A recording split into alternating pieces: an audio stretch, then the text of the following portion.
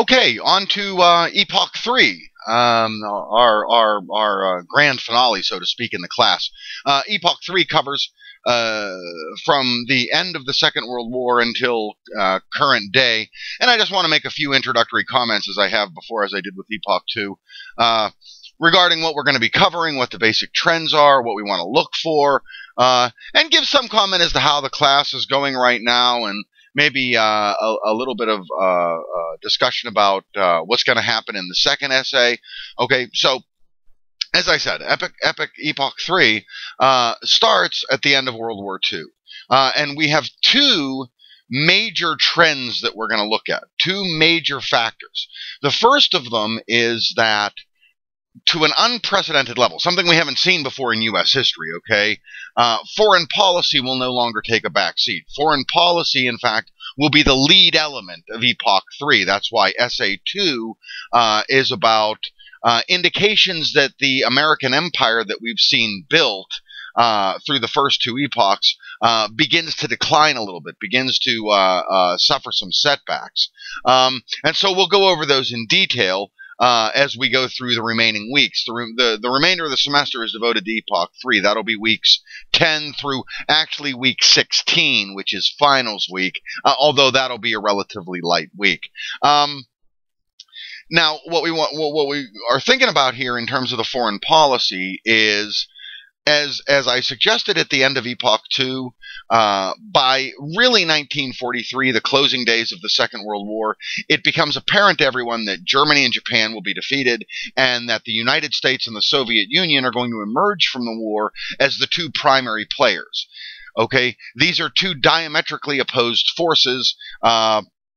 And so there's going to be a generally conflictual world environment, at least politically, as it works out economically as well, for the foreseeable future. This will usher in the era that is very popularly referred to as the Cold War. And the Cold War really gets going right away. It actually starts even at the end of the Second World War. It will come in formally with the enunciation of the Truman Doctrine. The Truman Doctrine will be named after its originator, President Harry Truman, in 1947, and it will stipulate that the primary American foreign policy objective will be the containment of the Soviet Union and of Soviet influence. Okay, this will be followed up by something known as NSC 68. Harry S. Truman will form the National Security Council in 1947, pursuant to the containment regime coming on board. And I use that term. I'll use that term throughout this epoch, so I may as well familiarize you with it now. When I say regime is not a governmental administration. That's the kind of common parlance for regime. That's not what we mean here. A regime is a dominant pattern of thought. Okay? Containment will be the dominant pattern of thought in U.S. foreign policy, really from 1947 until 1991, when the Soviet Union collapses. Okay, NSC 68 will be one of the early papers from the National Security Council, in which it outlines a plan for the use of military force, if necessary, to stop the spread of Soviet influence. This will lay the groundwork not only for the Korean conflict, but also for the Vietnam conflict, for American involvement in the October crisis in the Middle East in '73, etc., etc. Okay. So that's foreign policy, and it will lay the groundwork. We'll see this play out in all hosts of interventions. We saw in Epoch II a very interventionist foreign policy pursued by everyone from Theodore Roosevelt through Woodrow Wilson. Okay, then we saw America kind of become less interventionary until the Second World War. Well, now we're going to see an unprecedented level of U.S. interventions, ranging from Korea to Vietnam to interventions in the Middle East to other interventions in Asia, and so it will become a kind of a standard theme in American politics. So that's foreign policy. That's one thing to look for.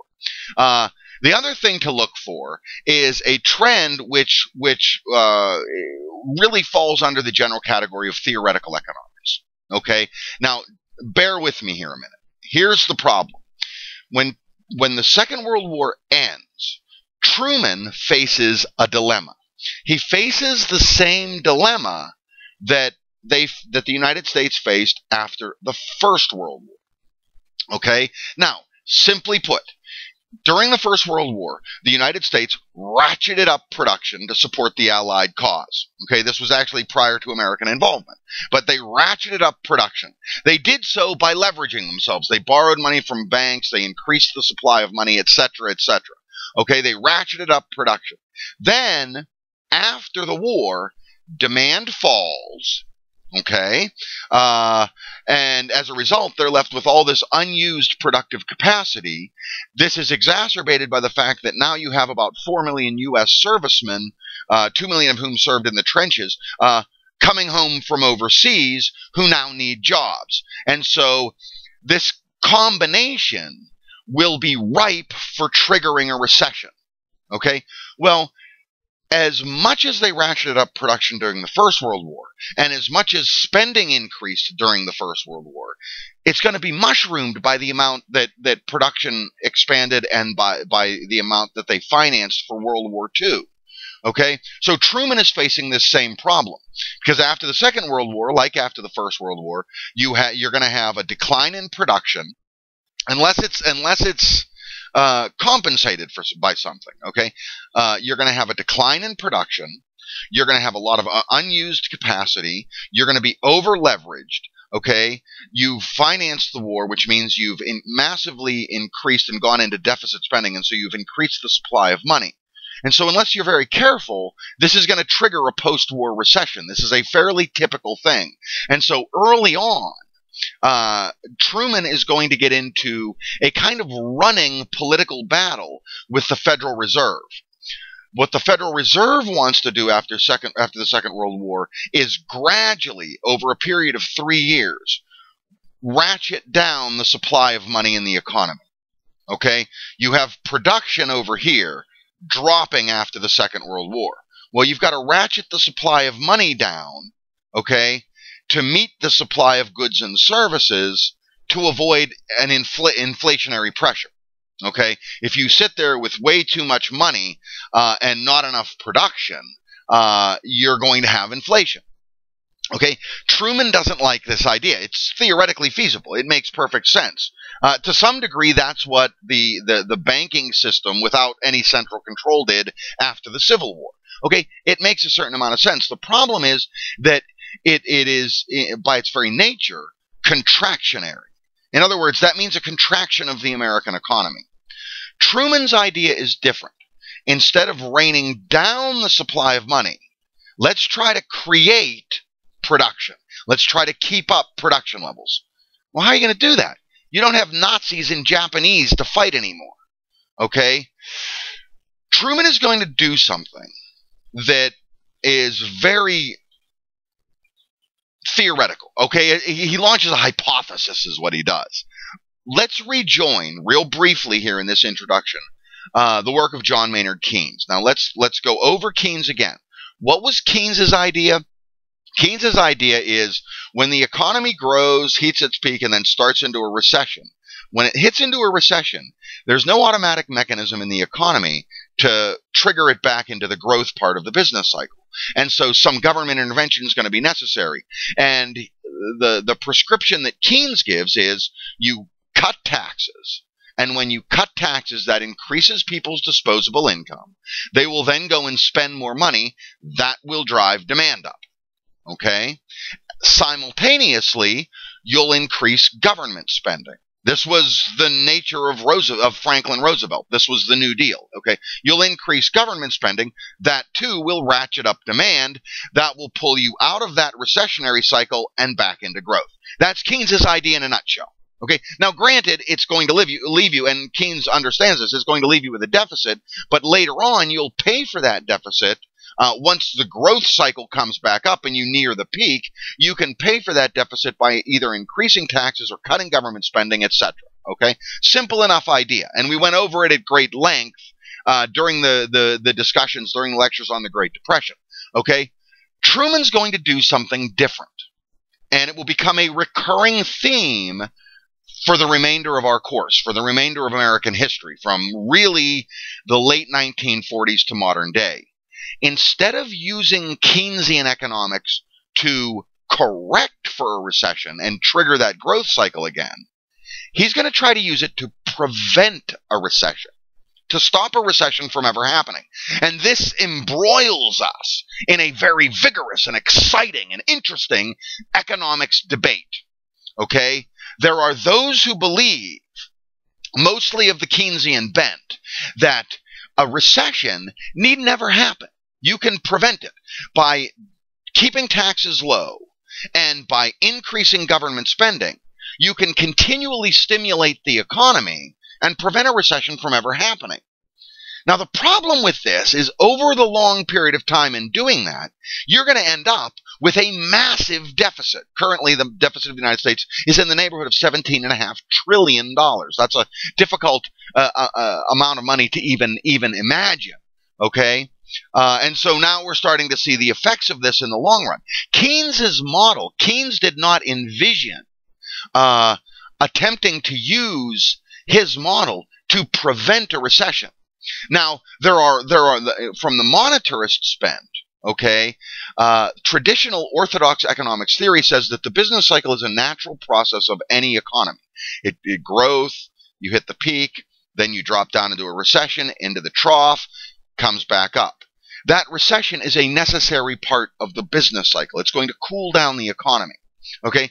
Because under the modified Keynesian model that Truman will implement, hypothetically anyways, you're never going to have an opportunity to pay down that deficit. The only way you're going to pay down that deficit at any point in time is to increase taxes and cut spending so that the government has a surplus with which it can pay off the deficit. If you maintain this quasi-corrupted Keynesian model, okay, you're just going to continually try to stimulate the economy so the recession never takes place. That's questionable. That's a real gray area. And so that embroils, and it really starts with Truman. And we're going to see that as a trend go through the remainder of American history. Truman's going to do it by introducing the fair deal. Okay, so he'll introduce things like the GI Bill. He'll introduce spending. He'll maintain the Office of Price Controls to prevent an inflationary trend by controlling prices for another year and a half. Even still, we'll start to see a rise in unemployment with all these post-war veterans coming back and all the people, with production going down after the Second World War. They don't need as many workers, and so we're going to see unemployment. Then we're going to see Eisenhower come in. Well, Eisenhower's going to really kind of continue this. He'll cool it down to some degree, but he'll continue it. Among other things, what Eisenhower will do, for which he's famous, which a lot of people don't know. If they watch The Big Bang Theory, they do, because one of those times Sheldon was in the car, he gave a little quiz, and this was the answer to one of the quizzes. Among other things, what Eisenhower's going to do is build the interstate system. Okay, so infrastructure development to the tune of billions of dollars. That's why it's referred to. If you ever drive on the interstate, occasionally you see a little sign over on the right with 5 stars, and it says Eisenhower Interstate System. That's who developed it. Okay, so he'll continue with that. Then in the 60s, what we're going to see is Johnson bring it to an unprecedented level. Okay, there will be no formal declaration of war, but Johnson is going to try to pay for 2 very expensive things simultaneously. The Vietnam conflict, which will gradually escalate, and we'll discuss at great length when we get to the 1960s, and also what he refers to as the Great Society. That's kind of his social spending program, which will introduce, among other things, Medicare. Okay? And so when Johnson leaves office, he'll have a massive deficit. Nixon will come in, and Nixon will attempt to control the inflationary trend. You have too much money in the system at this point.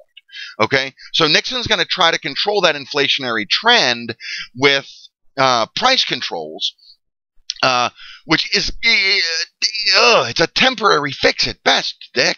Dick Nixon, Richard Nixon. It's a temporary fix at best, Dick. It's not going to work that long. And then, of course, in the 70s, we'll also look at the political corruption. We'll look at Watergate. We'll look at all of that. In the 60s, our focus is going to be on the Vietnam conflict and Johnson's development of this great society, and also the civil rights movement. Now, one of the things we're going to look at, and I'm kind of jumping around here a bit, but one of the things that we're going to look at in the 1950s, Johnson in the 1960s, because the Civil Rights Act was passed in 64, Johnson is given great credit for the civil rights movement, and the civil rights movement is usually associated with the 1960s. But in point of fact, the civil rights movement begins in the 1950s.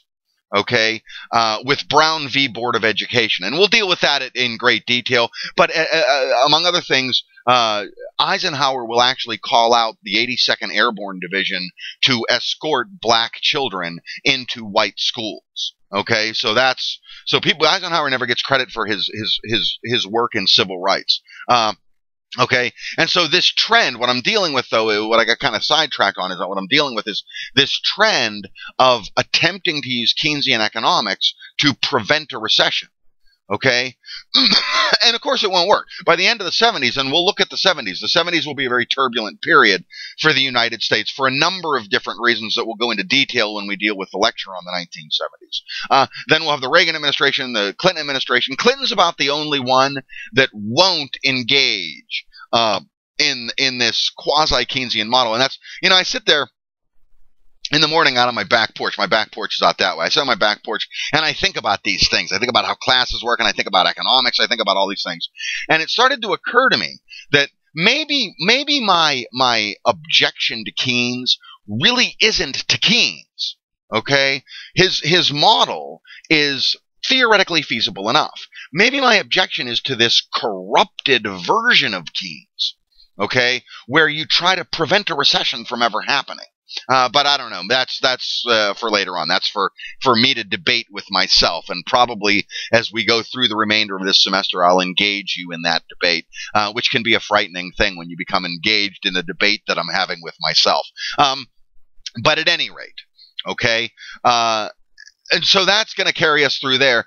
And then what we'll see is shifting back to the discussion, when we shift back to the discussion of foreign policy for the United States is going to change quite a bit when the Soviet Union ceases to be. The Soviet Union will cease to be on the 25th of December, 1991. And so containment will no longer be a primary concern for the United States. So they're going to have to shift foreign policies. And what we'll see is how the United States gropes through attempting to shift that foreign policy until, of course, September 11th, 2011. The Clinton administration is largely going to try some things with limited success, basically turning the United States into a policeman, and we'll go over that in great detail when we get to the 1990s. But of course, on September 11th, 2001, the United States is essentially given its foreign policy objective, which is the opposition to the radical elements of fundamentalist Islam. Okay, and so that's going to be our basic trends. I just want to make some introductory comments. Of course, the details will come out in subsequent lectures. Now, how we're going to organize this thing is, okay, right next in week 10 of the course, which is the next week, we're going to look at the post-war conditions and the 1950s. So we're going to bring us all the way through Truman and Eisenhower. We're going to bring us to Kennedy. Then we're going to look at the 1960s. Now, the 1960s, we're really going to focus on Kennedy and Johnson. We'll have Nixon towards the very end. Okay? Then we're going to look at the 1970s and see what is in the 1970s. Most notably, we're going to see a radical change of policy for the United States in the Middle East. And we're going to see at the end of the decade, stagflation hit as a result of the Middle East crisis of 1973, which will become one of our main focuses when we get to the 1970s. Okay, then we'll get to the 80s, and Reagan's attempt to solve this stagflation, and the 80s will be entirely dominated by Reagan. I gave Jimmy Carter short shrift because Jimmy Carter, as a president, kind of deserved short shrift. He really didn't do anything. He was a very ineffective president. In fact, he's been much more effective in his humanitarian efforts since leaving office than he ever was in office. And that's because he really doesn't work with Congress very well. He doesn't, well, at any rate, we don't want to get too tangentially involved in that. Then we'll get to the Reagan administration, the attempt at supply-side economics, how the 1980s works, and then into the 1990s, and then, of course, to modern times, or to current history. And so, all in all, we want to, we're going to do it, all the way up from the end of the Second World War until current times. Now, I just want to make a brief comment In terms of essay number 2, we're going to be focusing largely, one of our main focal points is going to be U.S. foreign policy from World War II until the modern time. And what we want to look for, that second essay talks about the decline of the U.S. empire. And it's not our intention here in any way to suggest that the U.S. empire is collapsing or has collapsed. We're just looking for indications that it's declining. Now, to look for indications that it's declining, you look for reversals. Okay? Instances, okay, particularly foreign policy, but not necessarily only foreign policy.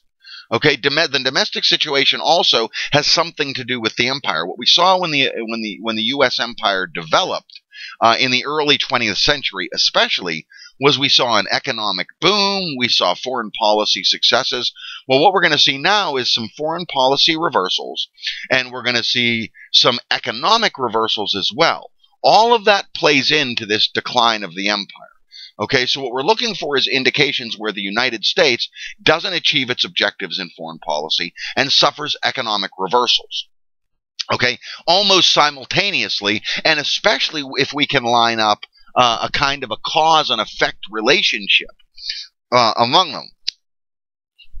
And so, for example, one of the things I just mentioned, the United States, slice it however many ways you like, and explanations, and we'll go into the explanations in detail. You can slice it however many ways you like. You can explain it in any number of ways. The United States failed to achieve its objective in the Vietnam conflict.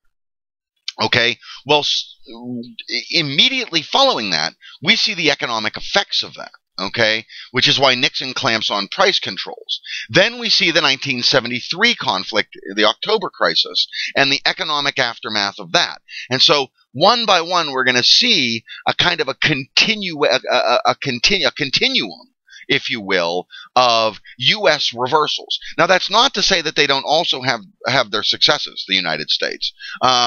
But we're going to see what we haven't seen really that much before. If you line up through this class, we don't see an awful lot of foreign lack of success, okay, ranging from the Spanish-American War through the Second World War. We don't see a lot of reversals for the United States. That's going to change. We're going to see some very poignant ones. The most significant of them will be, at least not the most significant, the first significant one will be the collapse of the U.S.-backed Batista regime in 1959 in Cuba, which will give rise to Fidel Castro and ultimately lay the preconditions for the Cuban Missile Crisis, etc., etc. Okay, we'll see reversals for the United States in Nicaragua with the development of the Sandinista regime and the insurgency. We'll see reversals for the United States in Iran with the Islamic Revolution of 1979, which topples the Pahlavi dynasty, which the United States installed in the 1950s. We'll see a host of them. Okay, well, I already made mention of the reversal in Southeast Asia, and we'll see how this affects. So this third epoch, this Epoch III, is going to be a very exciting epoch. You know, and that's why I said, you know, this is we're building to a grand finale here. There's a reason, you know, we did the, you know, 4 weeks for the first epoch, 4 weeks for the second epoch, took a week off for spring break, and then the remainder of the class, 6 weeks, is devoted to Epoch III. There's a reason for that. Okay, one, because it's a little bit more current, so it's a little more trendy, and two, because it's of critical importance. We finish this class off with a crescendo, which ultimately, in terms of foreign adventures, leads us to the U.S. so-called war on terrorism, and the Bush and Obama administrations both ratcheting up the deficit to unprecedented levels without the declaration of war. And so that's Epoch III. That's just a little bit of preliminary for the second essay, etc., etc. I hope we have some fun with this. In terms of where we are in the class, we're holding our own. Some of us are doing actually quite well. Some of us have really gotten the hang of this weekly quiz thing. And so for those guys, don't do anything differently. For a lot of you, where we're lacking is some of the details. Hopefully you're getting back the response. What you need to do is go over on Blackboard to the left-hand side, click on My Grades, You'll see your quizzes there. Click on the score, and that will show you all of the answers. That should show you all of the answers you submitted and all of the correct answers. And if it doesn't, I can show you. I can always send you the correct answers because I want you to have them. I want you to see where you're going wrong. It's usually just in details. Sometimes you're just way off on the question, and I'm not sure why. The questions are, I think, fairly clearly worded. But, well, at any rate, that's the introduction to Epoch III. Let's have some fun with this. Let's finish off our class with a climax. Let's make a good run to the finish. If you have any problems at all, let me know. You have my contact information. You have my phone number. You have my email address. Some of you have contacted me already. There are a few of you I haven't heard from. But, let's push to the end here and finish it off with a bang. Okay?